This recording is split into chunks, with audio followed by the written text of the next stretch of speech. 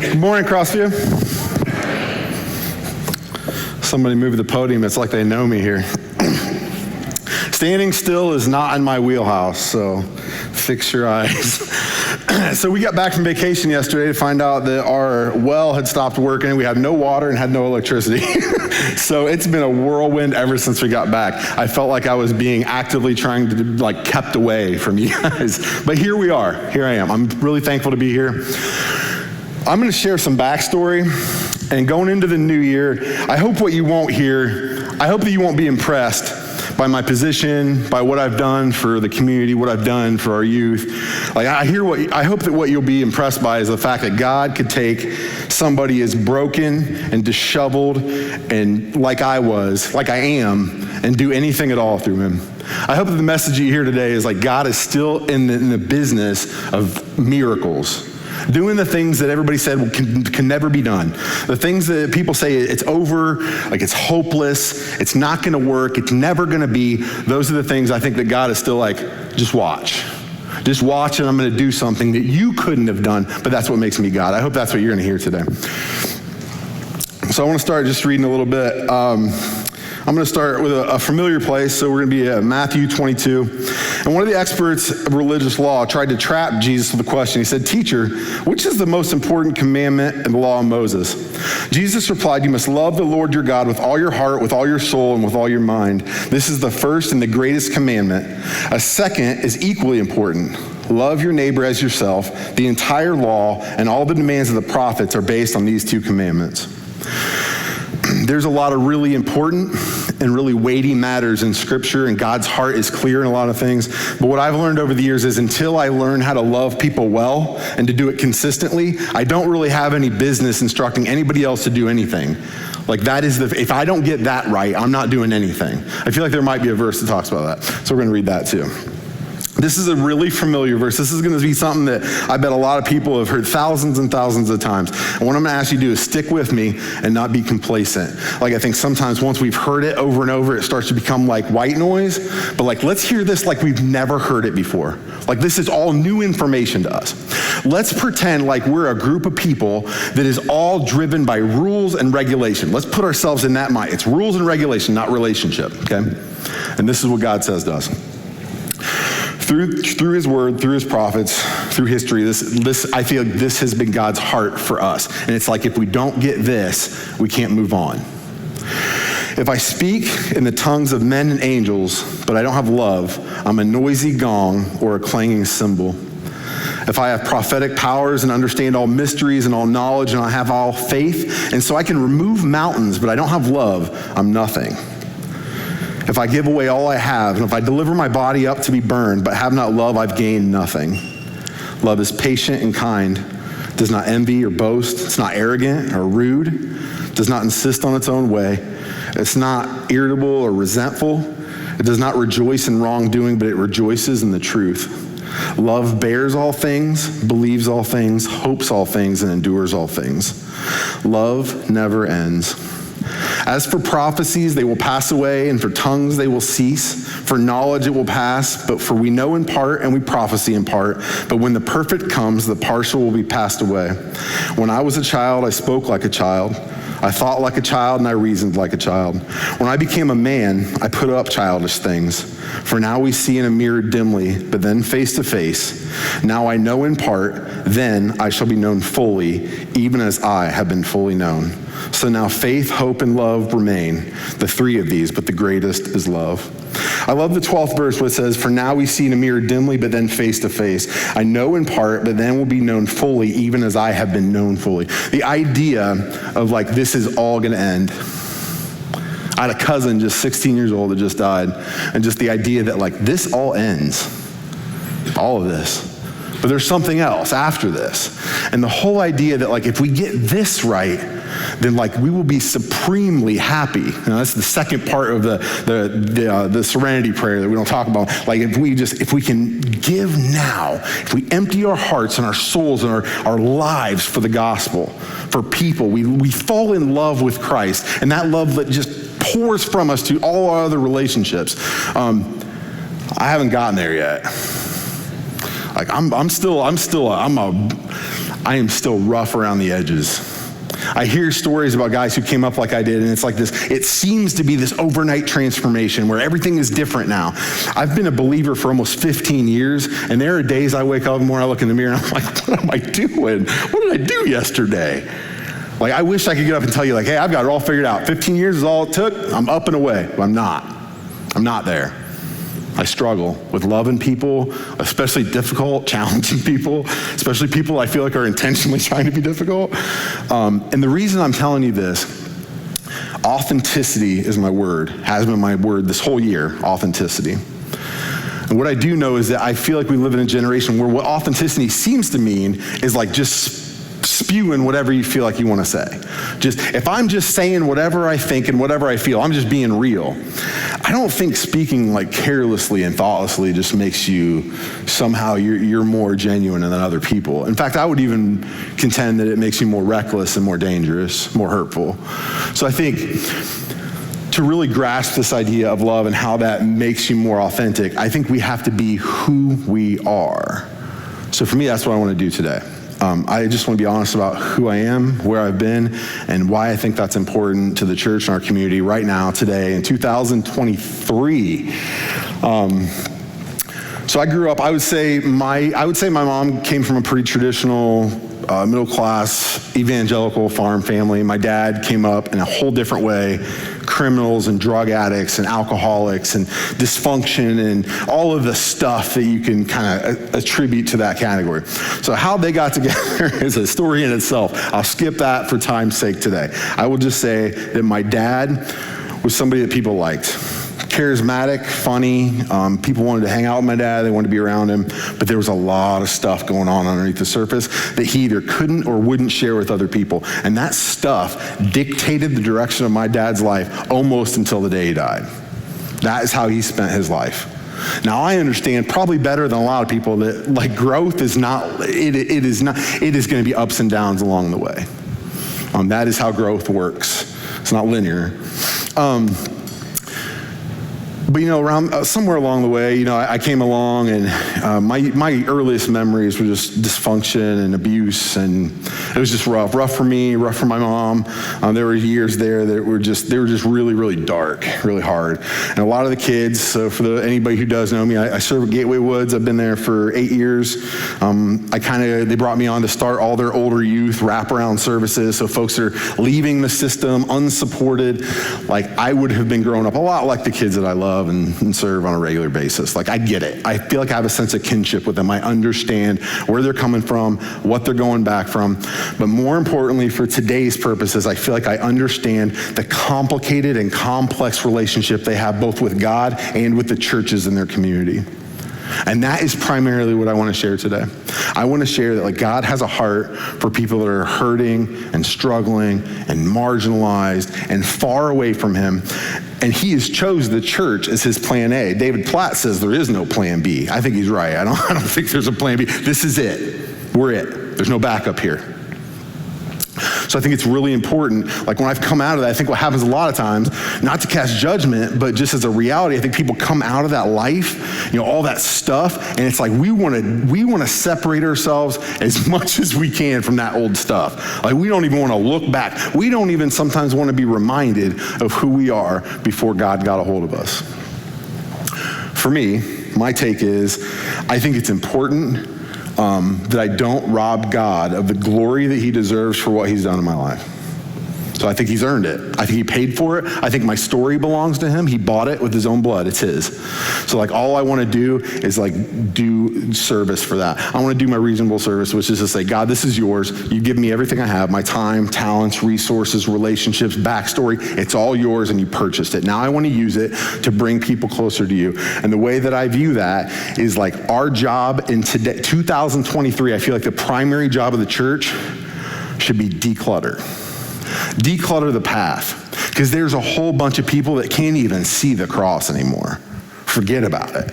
Coming into a church, never going to happen. Not right now, not as it is, partially because they can't see the cross. Why would they want to come to church? So we got to declutter the path. All that stuff that makes God unattainable for people, when they're over here and if God's over there and there's all this stuff and they can't even see him, I feel like my job is just to move the stuff out of the road. Let God do his job. He's really good at being God, right? Like he doesn't need me to be God or to imitate the Holy Spirit. He wants to be himself. So I always look at it like, instead of me trying to imitate him, why not just let God be himself through me? And that means I just got to empty myself out. It's not about me. It's not about what I want. It's not about what I want to say or what I want to do. It's about me just being a vessel for him to say what he wants to say and do what he wants to do. So in 2023, like that's my goal. Declutter the road, make God more visible. We don't need to be used car salesmen. He's beautiful. He says, taste and see that the Lord is good. Like he is good. Like that's the anchor that I used for my soul in the very beginning. I was like, I am going to need something to tether me.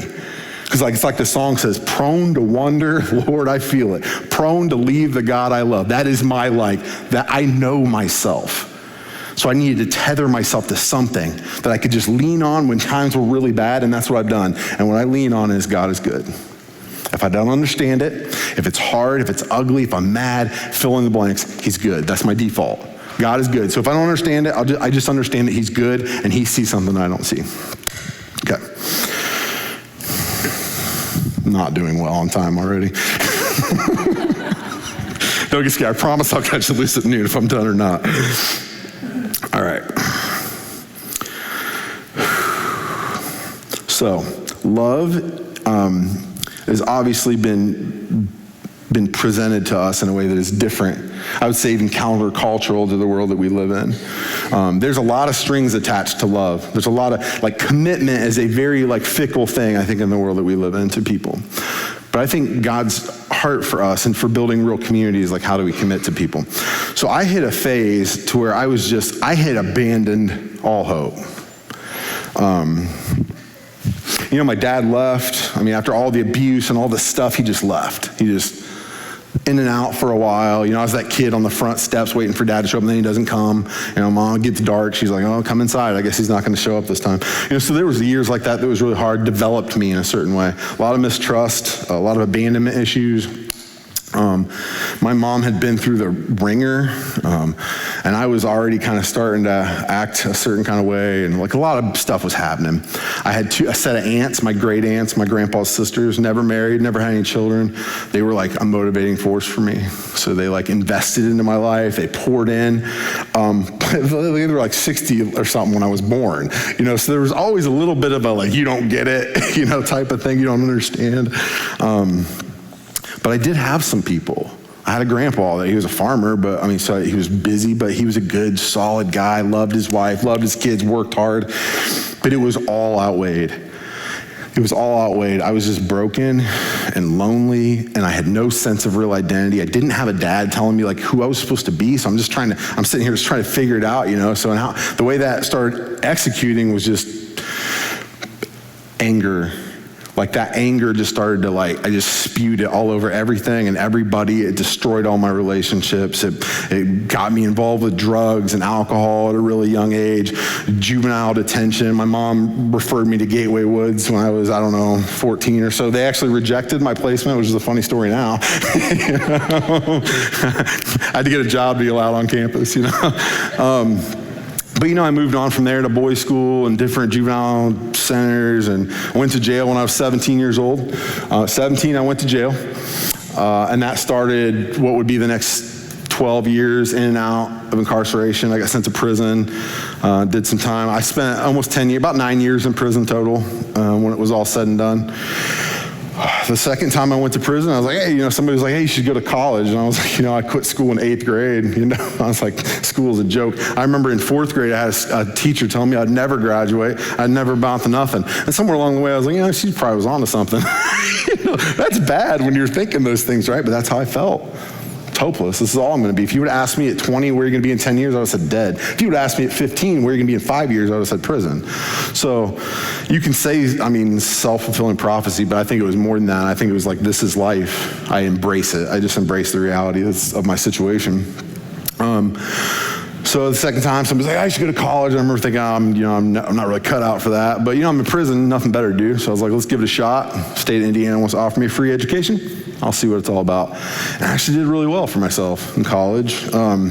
Started getting up really early because you have to, because it's really loud there. But that's what I did. I poured into college and I graduated. I ended up with an associate's degree from Purdue and a bachelor from IU. So I had 2 college degrees and 10 felonies at this point. So I remember getting out and thinking like, hey, maybe they'll just cancel each other out, right? It doesn't work that way.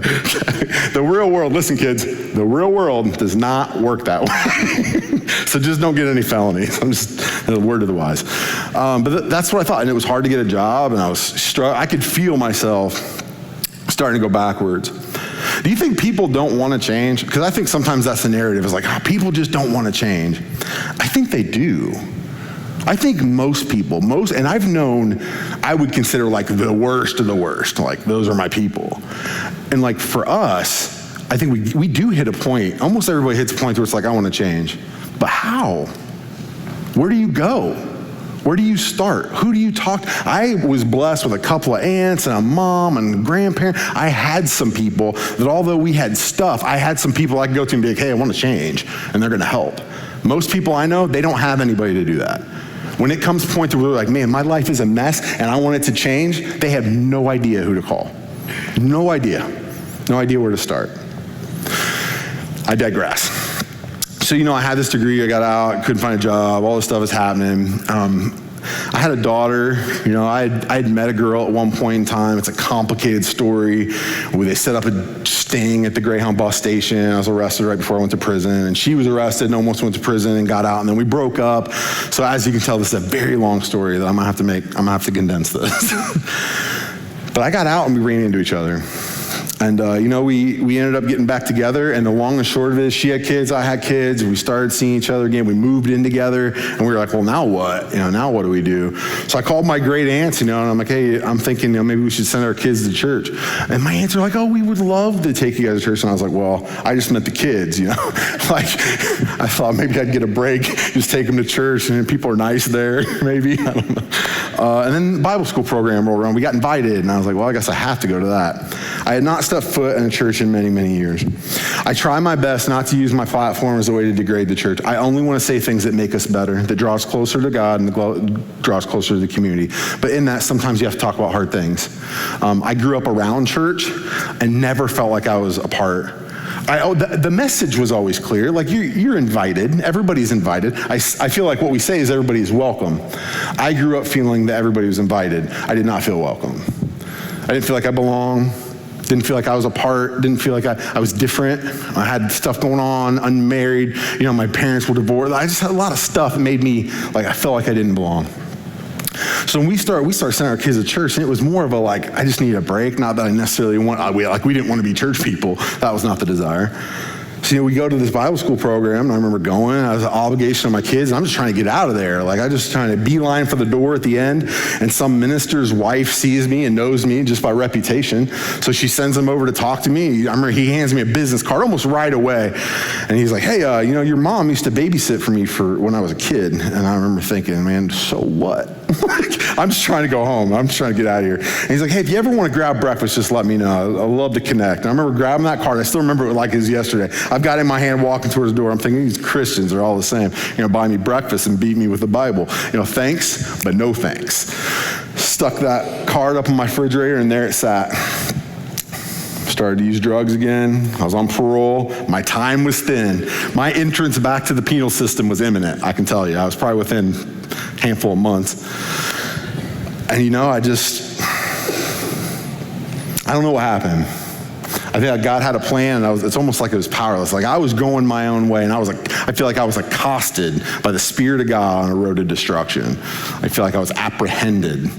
I think Paul talks about being apprehended by the Spirit. I feel like that's what happened to me. And then here I am, okay, well, now what are we supposed to do? I'm starting to hear these things, and I'm like, it doesn't jive. When I was a kid, we would go to church. My dad would beat my mom and beat me up and get drunk and do drugs, and then we'd go to church. And I remember thinking a lot of people knew what it was like at our house. A lot of people knew what was going on. They knew what was happening to me. I hear about this Jesus. I hear about this God that loves people. Why is nobody showing up to rescue me? So here I am as an adult, you fast forward, and here I am in church like, what am I supposed to do with all this? Like, because I don't know if really people even believe what they say they believe. Like, you probably talk about Jesus, but then you go home and beat your wife and beat your kids, and that was what I thought. But then I met this guy, and I seen that card sitting on the fridge. I was up, been using drugs all night, and I thought, I'm just gonna have a free breakfast. Bacon sounds pretty good. It's 4 a.m. So I texted him at like 4 a.m. He texted me back at 5. People do get up at 5 a.m. I just didn't know if anybody was aware, in case you didn't. There's people like that, probably in this room right now. But he calls me right back. He's like, hey, let's hit Richards. I couldn't tell you what happened the first few times we met. I got free breakfast, that's for sure. I don't know other than that. But along the way, this is what happened. I started to think, this dude's legit. I've become a pretty good judge of character. You won't make it in prison very long if you're not. And I remember thinking, I doubt, this dude does not go home and do the things that my dad did. He believes what he says he believes. Put all the other commentary aside, now I'm forced with a choice, okay? If dude is legit, if my mentor now is legit in what he says and what he believes, then what if the whole God bit is for real too? What if God is a real thing? What if that is a real concept? Like, there is this being that created me, that created all of us, that loves us and wants to see us thriving and being healthy. I'm like, it was hard to get there, but I was challenged. Read the Bible. I've read the Bible academically, so I could tell people that I've read the Bible. I had never read it, I don't think, in a way that was like, okay, let's see what this has to say about my own heart. I got a couple chapters in the Old Testament, and by the time I got to Mark in the New Testament, I was reading them simultaneously, I realized whoever was writing this, whoever was putting this stuff on paper, had a front row seat on not only the world that we live in, but what happens in my own heart. And I was like, whoa, how did he know all that? But this whole idea of I don't do the things I want to do and the things I don't want to do, that's the stuff that I do. Who's going to save me? I'm a crazy person. And I was like, wow. I feel myself. And here comes John the Baptist, running out of he comes out of the wilderness eating locusts and honey, telling the Pharisees, hey, you're supposed to be loving people. You're way out. I'm like, man, that guy's cool. I start getting into the Bible, okay, maybe it's not as clean and put together as I'd always thought. I always had this idea, God cares about good people, clean, well put together. If there's a God, those are the people he loves. And what I've realized now is that he views us all like a dumpster fire, all of us. None of us, there's nobody on earth that he was just he doesn't need me, he's doing great. We are all, I've heard it said that the ground at the foot of the cross is level. Once we get there, once we can see him, we look next to us, we're we're all the same. All of us. We don't like that. We don't like that message, I don't think, internally because of pride. Because it's I don't want to be like that guy over there. Look what he's doing. I'm better now. You are better now because of the Spirit of God. Because the Spirit in God has created a whole new being. It's not because of our hard work or ingenuity or any of those things. I better hit the gas here. So this is what happens. So we're growing, we're building, things are happening. I start thinking man, we hit a place where we went all the way back to square one once. Early on, I was all the way back to doing all the stuff. I had gotten a fight the night before. It was a big thing. And I remember sitting on my front porch, and my wife looks at me and she goes, you got to make a decision. And I don't really have gray area. I have borderline personality disorder, so I have no gray. I'm black or white. I'm hot or cold. I don't really know any of this middle stuff. But in that place, she's like, what are you doing? We're going to church. You're reading the book. Then were you doing this? You're doing that? I'm like, what are you doing? I remember feeling so I can't believe she just talked to me like that. But man, she was right. I was just scared. I didn't trust God. I didn't trust that he was who he said he was. I have huge abandonment issues. I definitely didn't trust the church. So I'm like, what do I even do with this? So at that moment, I remember the prayer was God, I don't trust you, but I want to. I want to trust you. And I think that was the moment where it all started to change. Because I was authentic for the very first time with God. I was able to say, I do not trust you. I want to, but I don't. That's pretty authentic. That's pretty real. And along the way, I started realizing, I started growing and changing and realizing, man, this is kind of the MO a little bit of church, is we're not really very honest with each other. We don't like to talk about the hard stuff. I can guarantee you, just on the law of averages and percentages, that there's probably people in this room right now that are struggling with really big stuff. You probably came through 2022 and you feel like you just took it on the chin for 12 months. Maybe your marriage is falling apart. Maybe you got health issues. Maybe who knows what it all is. There's so much stuff. There's so many potential pitfalls. I guess all I would say is God really is in the business of like reconciliation. Like he reconciles us back to himself, and then his desire is to reconcile us to each other. We need each other. Like no matter how different we are, no matter where we come from or what our backstory is or what we struggle with or what we're good at or what we're bad at or where we live or all the stuff that we can think about. There's not two people in this room that are more different than they are alike. The two most different people on earth, in my opinion, are more alike than what they probably think. Because why? Well, because we were all created in God's image, all of us. So there's something in us pushing us towards him and pushing us towards each other. But we have a choice, like what we want to do with that, you know? And so for the last 8 years, I've been down serving at Gateway Woods, working with, loving on a lot of kids that are unsupported and struggling and aging out of the system and turned 18 with nobody really backing them. Like there's 1,000 stories and 1,000 different types of kid. We've seen a lot. We've seen a lot in the 46 years Gateway Woods has been around. I'm partial. I feel like because we allow the Spirit of God to run the show, we are able to do some things that others maybe have not accomplished because it's not us doing it. It's the Spirit of God imploring kids through us. So that's where we have found our sweet spot. Let's let God do the work and let's just show up and say, okay, where do you want us? And that's what we've done. So 8 years ago, we started doing this stuff with these kids. And what we found is like there's a whole bunch of people in and around our community that feel totally disconnected.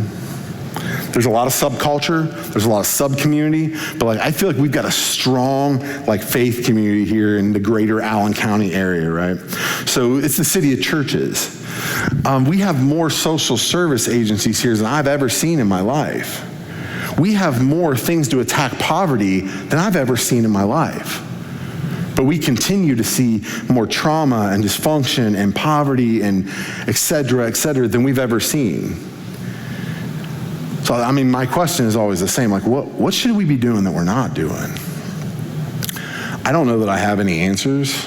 I just know that for me personally, I've decided that my answer is like, I'm just going to be authentic.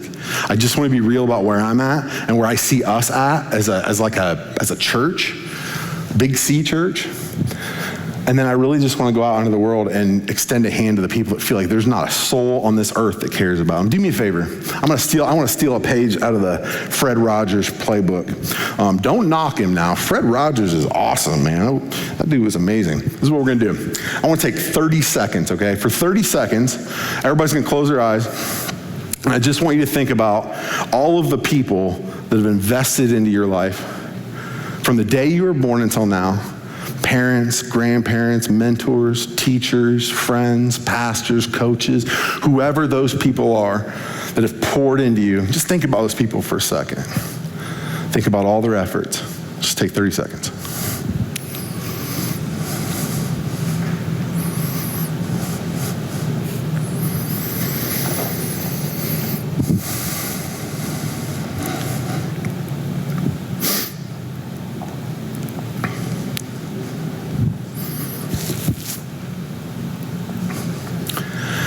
I don't know where those people are at now. I'm going to guess that some of them, a lot of them probably aren't with us anymore. I know that that's the case for me. I bet your people would be really proud of you. Because I'm going to assume that all those people that poured into you, like now you are pouring into other people. And that's how it should work. That's the principle of discipleship. Like we plant trees under whose shade we never plan to sit. We may never get anything out of it. It's just the idea of being healthy and whole, closer to each other and closer to the God who created us and loves us. So Greg Boyle is one of my favorite authors. If you ever get a chance to read any of his work, Tattoos on the Heart is probably one of my favorite books. But I'd like to read this quote from him. No daylight to separate us, only kinship. It's inching ourselves closer to creating a community of kinship such that God might recognize it.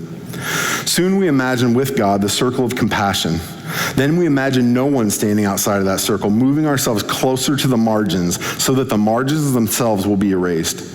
We stand there with those whose dignity has been denied. We locate ourselves with the poor and the powerless and the voiceless. At the edges, we join the easily despised and the readily left out. We stand with the demonized so that the demonizing will stop. We situate ourselves right next to the disposable so that the day will come when we stop throwing people away.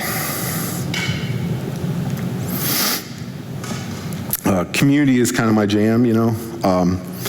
I think that is a lot of what God has us doing right now, is building community with each other. Because one day hopefully we will all make it to the ultimate community, the perfect city, the perfect relationships. But until then, our job is to follow the Spirit into creating the world that imitates what it's going to be later. But we can only do that through God's Spirit with a healthy dose of a desire to love people and to love them really, really well. I would be remiss if I didn't at least give a pitch a little bit. I never want this to feel like a Gateway presentation. I love that we're so connected. I love that you guys love Gateway and Gateway loves you. But I always want this to be like, what does the Spirit have for us? I don't want to get in here and just like push Gateway. I wanted to show up and just let the Spirit do what he does. That's my favorite thing. But I will say that God has been tirelessly working for the better part of 50 years right here in our community and an organization that you can see out the window of this church. So I feel like we should talk about that. I have loved our collaboration. It's growing. Like the need is growing. We have more kids than we've ever had before. They have less resources and less people than they've ever had before. We need mentors. We need job providers. We need volunteers. We need drivers. We need people that can cook meals. We need support. We need so many different things. So the headline reads, everybody can do something. Like I have 5 kids. We have mentored, I don't know how many kids we've mentored, but we just love including kids into our life. Like saying, hey, you ain't got it, we've got it, let's leverage it so we have it together. So we feel like that's the way it should work. You know, when you have more than you need, you don't build a higher fence, you build a longer table. That's what we try to do, build a bigger table. My encouragement, build a bigger table. All of you, everybody. If you know God, and you love him and you love people, I cannot implore you enough to just pull up a table, pull up a chair, invite somebody in. Somebody asked me one time, like, how do I get to know these kids? I'm like, invite them to supper. Like, man, I know that love covers a multitude of sins. Food also will accomplish that same purpose. Kids love to eat. I love to eat. So I guess that's my encouragement. Look, this is a world that is preaching division and divided and you against me and what do you believe versus what I believe. I really feel like that stuff, it's not helping anything. It's not helping anybody. I think we have to find a place where we've stepped out of this contrary world system. Whether we like it or not, so much about what it means to be an American, it stands in opposition to the gospel of Jesus Christ. I'm sorry if that's bad news, but that's what it says. It just is. We have to live differently. We have to live out we live right here in a place where I feel like, man, I feel blessed to have been born here, but I can't just sit on that just to make my life more comfortable. And I look around, I see a lot of people who've engaged in people's lives and are helping people that are hurting. And I love that we've dispelled this notion that our role is like, you're deficient and I'm better and I'm gonna give it to you. That is not our role.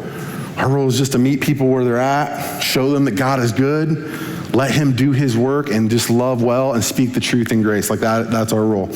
So I know we're getting ready to wrap up. I would like to read just one. This is the last verse of one of my favorite songs. This is John Guerra sings this song.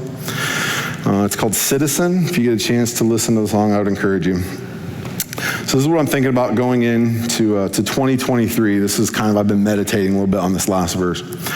Is there a way to love always, living in enemy hallways, don't know my foes from my friends, and I don't know my friends anymore?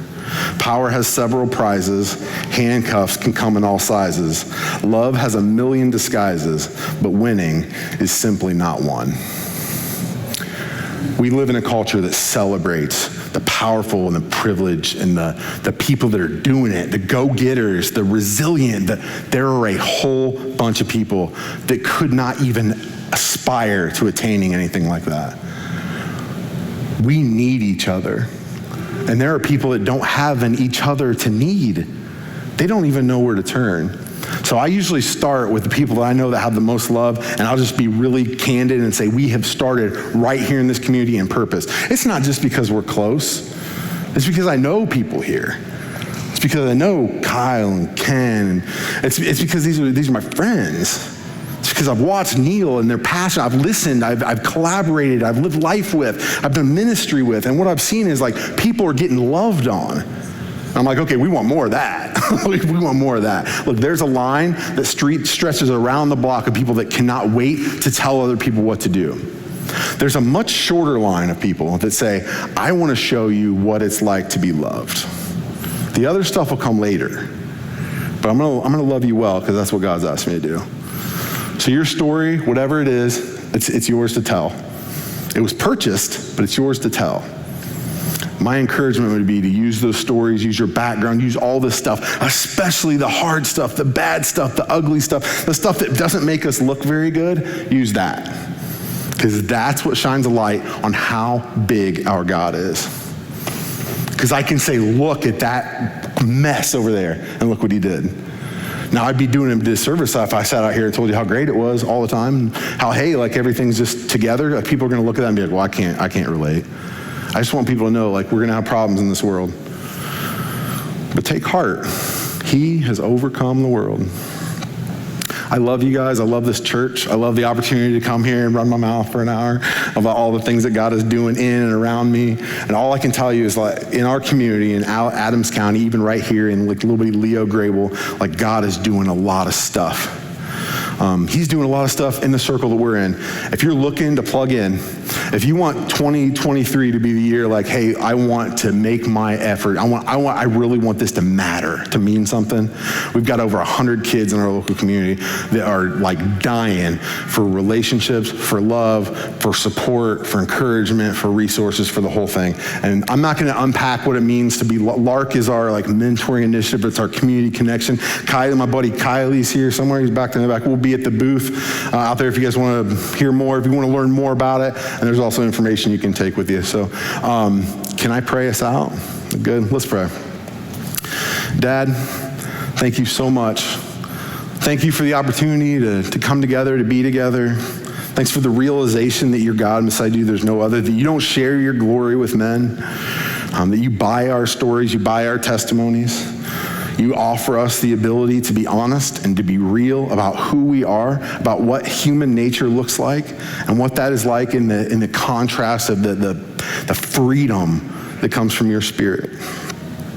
Forgive us for our sins, for the places where you call us to go one direction and we run like Jonah the other. Whatever it takes to bring us back to the place you want us, we invite it. We ask you, we beg you for it. For 2023, I want to pray for the broken, the heartache, the people that are disconnected from one another, for the heart, for the relationships that have fallen apart, for all the turmoil that's everywhere around us. I just pray that this year that we would feel hope. I feel that as a church here in America, that we would decide this year that we're going to love each other, not just the people in the pews next to us. We're going to love each other, the people around us in our community well, and we're going to give you the glory for it because you're worthy of it. I love you. We love you. We just commit this day and this year to your hands, and we ask it in your Son's name. Amen.